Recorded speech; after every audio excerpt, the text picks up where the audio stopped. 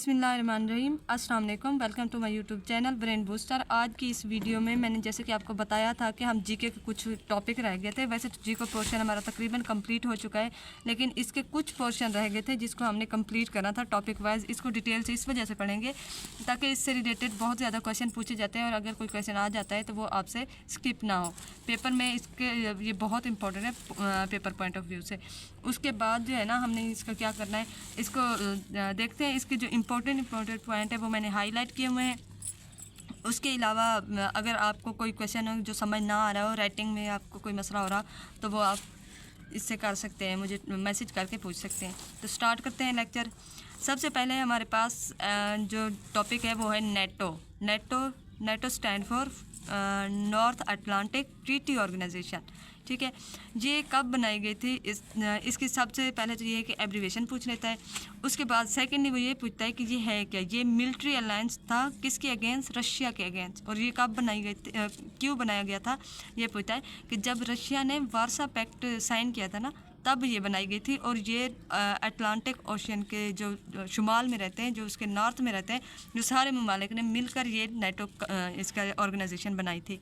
उसके बाद हमारे पास ये पूछता है कि ये कब फाउंड हुई थी, इसकी डेट पूछ लेता है। डेट हमारे पास ये 4 अप्रैल 1949, ये 49 में फाउंड हुई थी। और ये भी पूछा जाता है कि ये कब फाउंड हुई थी, तो वो ये वाशिंगटन डीसी, जो कि कैपिटल है किसका? यूएसए का। वाशिंगटन डीसी में इसकी बुनियाद रखी गई थी, ये फाउंड हुई थी। और इसी वजह से इसको वाशिंगटन ट्रीटी भी कहते हैं या ट्रीटी ऑफ वाशिंगटन भी कहते हैं। ठीक है, नेक्स्ट हमारे पास इसमें देखें जो इम्पोर्टेंट पार्ट है। At the time of NATO found as it has 12 founding members, यानी इसको जितने मेंबर्स ने फाउंड किया था, जो टोटल इसमें कंट्रीज थी, मतलब कि जितनी जितनी कंट्री इंक्लूड थी वो टोटल 12 थी। ठीक है, 12 कंट्रीज थी। In founding according to the 51 article of United Nation charter. United Nation का जो चार्टर है, जो उनका कॉन्स्टिट्यूशन है, उसके आर्टिकल नंबर 51 के तहत इसको बनाया गया था। ठीक है, उसके बाद हमारे पास क्या है, इसका हेड क्वार्टर पूछता है। ये बहुत ज़्यादा ये सवाल पूछा जाता है, हेड क्वार्टर ऑफ नेटो, तो वो कहाँ पे है? वो है ब्रसल्स। और ब्रसल क्या है? ब्रसल बेल्जियम का कैपिटल है, बेल्जियम सिटी का कैपिटल है। और ये किस कंटिनेंट में? कंटिनेंट भी पूछा जाता है कभी कभी, तो ये यूरोप कंटिनेंट में है। ठीक है, उसके बाद ये पूछता है कि इसकी टोटल कितनी लैंग्वेज हैं और कौन कौन से हैं। लैंग्वेज के नेम भी पूछ लेता है और कभी कभी ये पूछ लेता है कि कितनी लैंग्वेज हैं। इट हैज़ 2 ऑफिशियल लैंग्वेज, 2 इसकी लैंग्वेज हैं। कौन कौन सी? इंग्लिश और फ्रेंच। ठीक है, नेक्स्ट हमारे पास ये है, इट हैज़ टोटल 31 मेंबर। इसमें टोटल 31 मेंबर्स हैं। और इसके अलावा इसमें टोटल ये भी पूछ लेता है कि कितनी यूरोपियन कंट्रीज़ हैं, इसकी मेंबर कंट्रीज़ हैं, और कितनी जो हैं वो दूसरी कंट्रीज़ हैं। तो यूरोपियन जो कंट्रीज़ हैं वो 29 हैं। और इसके अलावा जो दूसरी हैं नॉर्थ अमेरिका से, वो 2 कंट्रीज़ हैं, एक यूएसए और दूसरी कनाडा। इसको ज्वाइन जो किया है मुस्लिम कंट्रीज़ में से सिर्फ एक ही कंट्री है, एक वाहिद कंट्री तुर्की, उसने इसको ज्वाइन किया है। और ये पूछा जाता है कि कौन सी मुस्लिम कंट्री है जिसने नेटो को ज्वाइन किया है, तो ये तुर्की है, उसने इसको ज्वाइन किया है। और इसका कभी कभी लास्ट मेंबर पूछा जाता है कि लास्ट मेंबर ऑफ नेटो, तो which is the last member of NATO, तो लास्ट मेंबर जो है वो फिनलैंड है। और इसने कब ज्वाइन किया था? ये भी 4 अप्रैल, मतलब इसकी जो एनिवर्सरी थी उसमें किया था, 4 अप्रैल 2023 में नेटो को इसने ज्वाइन किया था। और ये 31 मेंबर इसका बना था। ठीक है, तो ये इस टॉपिक से रिलेटेड जितने भी इम्पोर्टेंट क्वेश्चन थे वो मैंने आपसे पूछ लिए हैं, मतलब आपको ये बता दिए। आप इसको अच्छे से तैयार कर लेना, क्योंकि ये भी आपके पेपर में इस टॉपिक से भी कुछ ना कुछ क्वेश्चन इंक्लूड होंगे जो जीके का हमारा पेपर होगा। अच्छा, उसके बाद जो इम्पोर्टेंट इसके पॉइंट है वो ये है कि जो नेटो के जो हमारे पास 2025 में जो नेटो की कॉन्फ्रेंस हुई थी, जो मीटिंग होनी थी, वो कब हुई थी। और क्योंकि करंटली पूछ लेता है जो रिसेंटली हुई है, तो वो 24 और 24 से लेकर 26 जून 2025 में ये मीटिंग हुई है। और ये 2 दिन की मीटिंग थी। और कहाँ पे हुई है? ये हैग सिटी में हुई है। हैग कौन किसका कैपिटल है? कंट्री, नेदरलैंड कंट्री का ये इसका है कैपिटल है, ठीक है। इसके अलावा नेटो कब स्टार्ट हुई थी? नेटो ने एक ऑपरेशन स्टार्ट किया था किसके अगेंस्ट? अफगानिस्तान, तालिबान इन अफगानिस्तान में के जो तालिबान है उसके खिलाफ नेटो ने एक ऑपरेशन स्टार्ट किया था। और ये ऑपरेशन स्टार्ट इसने किया था 2001 में। और ये कब इसको अफगानिस्तान इसको छोड़ के जाना पड़ा? 19 ईयर्स आफ्टर 19 ईयर्स, 19 साल के बाद ये 1 मई 2021 को नेटो को फिर एक मुआहदा करके यहाँ से जाना पड़ा था, ठीक है। तो ये था इस टॉपिक से रिलेटेड। नेक्स्ट हम दूसरा टॉपिक स्टार्ट करते हैं। दूसरा टॉपिक हमारे पास है OIC, ठीक है। OIC काफ़ी फेमस है। ये इस्लामिक OIC की जो कंप्लीट जो एब्रीवेशन है, OIC stand for organisation of Islamic corporation, ठीक है। और इसका ये भी पूछा जाता है कि ये इसके फाउंडिंग मेंबर कितने, ये कब फाउंड हुई थी? सबसे पहले ये देखें कब फाउंड हुई थी, 25 सितंबर 1969 में, ठीक है। उसके बाद है ये कब हुई थी? व्हेन इसराइल अटैक ऑन मस्जिद अक्सा। ये किस वजह से हुई थी? ये इसको इस्लामी ममालिक ने मिलके एक ऑर्गेनाइजेशन अपनी बनाई थी, क्योंकि इसराइल जो है वो बार बार मस्जिद अक्सा पे हमले कर रहा था, जिसकी वजह से उसको मतलब डिफेंड करने के लिए एक ऑर्गेनाइजेशन बनाई गई थी, ठीक है। उसके बाद ये पूछा जाता है इसका हेड क्वार्टर कहाँ पे है? OIC का हेड क्वार्टर जिद्दा में है। जिद्दा सऊदी अरब की सिटी है, ठीक है। उसके बाद है करंट ये टोटल मेंबर हैं इसके OIC के, तो टोटल 57 मेंबर हैं, 57 मेंबर है। लेकिन फाउंडिंग मेंबर जो थे वो 25 थे, और उन फाउंडिंग मेंबर में पाकिस्तान भी ऐड था, ठीक है। और इसकी लैंग्वेज पूछी जाती है। टोटल इसकी 3 लैंग्वेज है ऑफिशियल लैंग्वेज, जिसमें इंग्लिश, अरेबिक और फ्रेंच, ठीक है। क्योंकि इस्लामिक ये कंट्री है, इस्लामिक ऑर्गेनाइजेशन है, तो ये और अरेबिक भी इसमें ऐड थी ये लैंग्वेज। उसके बाद है इट्स ओल्ड नेम, इसका पुराना नेम क्या था? कभी कभी पूछ लेता है कि OIC का पुराना नेम क्या था, ओल्ड नेम क्या था? तो वो है ऑर्गेनाइजेशन ऑफ इस्लामिक कॉन्फ्रेंस, ठीक है। था तब भी OIC, लेकिन तब कॉन्फ्रेंस था, अब चेंज करके उसको वो बना दिया गया है, कॉरपोरेशन बना दिया गया है। But it was change it's on 28 जून 2011। और इसकी जो एनिवर्सरी थी वो कौन सी थी? 38 कॉन्फ्रेंस, ठीक है। इसकी 38 कॉन्फ्रेंस हुई थी।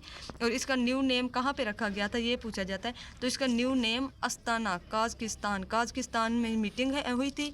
और उस कॉन्फ्रेंस में काज़किस्तान का जो कैपिटल है अस्ताना, उसमें ये नेम चेंज किया गया था, ठीक है। डेट भी पूछ लेता है, मतलब 28 जून 2011 में ये चेंज हुआ था, और अस्ताना में चेंज हुआ था अगर सिटी पूछे, और कंट्री पूछे तो काज़किस्तान। इसके अलावा यहाँ पे ये है कि इसका करंट सेक्रेटरी जनरल कौन है? तो ये हसीन बरहम, ठीक है, हसीन बरहम ताहा। और ये है कहाँ से? ये चद से है। चद कहाँ के है? ये कंट्री है अफ्रीकन कंट्री, ठीक है, मतलब अफ्रीका कंटिनेंट की। और इसका जो फर्स्ट सेक्रेटरी जनरल था उसका भी पूछ लेता है, तो वो कौन था? तंकू अब्दुल रहमान। और ये कहाँ से था? मलेशिया से, ठीक है। और दूसरी एक और चीज़ पूछता है जो बहुत इंपॉर्टेंट है, वो ये है कि पाकिस्तान का सेक्रेटरी जनरल, जो पाकिस्तान की तरफ से जो सेक्रेटरी जनरल बना था OIC का, तो वो था शरीफुद्दीन पीरज़ादा। और इस एक और है जो बहुत बहुत ज़्यादा इम्पोर्टेंट है, वो ये है कि वो कौन सी मीटिंग थी, OIC की कौन सी मीटिंग थी जो कि पाकिस्तान में हुई थी? तो पाकिस्तान के शहर लाहौर में हुई थी, सेकंड मीटिंग थी। ये OIC की सेकंड समिट थी, वो 1974 में हुई थी, ठीक है, पाकिस्तान की सिटी लाहौर में। ये सेकंड इसकी ये बहुत इंपॉर्टेंट है, ये लाजमी पूछता है।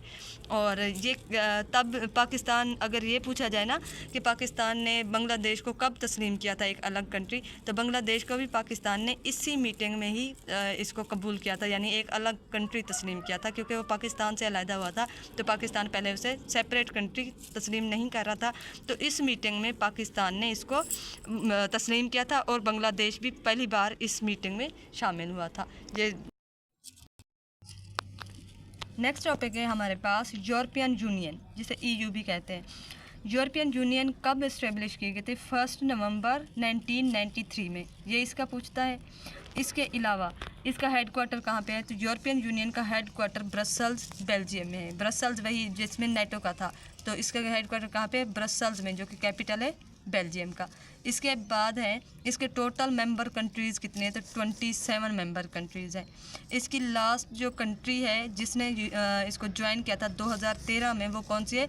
क्रोएशिया, ठीक है, क्रोएशिया इसकी कंट्री है। It has total 24 official language, इसकी 24 ऑफिशियल लैंग्वेज है यूरोपियन यूनियन की। और इसने एक और काम किया है, इस European union was introduce their own currency on 1 जनवरी, ठीक है। यूरोपियन यूनियन में ये क्वेश्चन आ सकता है कि यूरोपियन यूनियन ने अपनी करेंसी कब स्टार्ट की थी, किस डेट को, तो 1 जनवरी 1999 में ये इंट्रोड्यूस करवाई थी। और पब्लिक ने जो इसको मतलब कि लॉन्च किया था वो जनवरी 2002 में इसको पब्लिकली लॉन्च कर दिया था।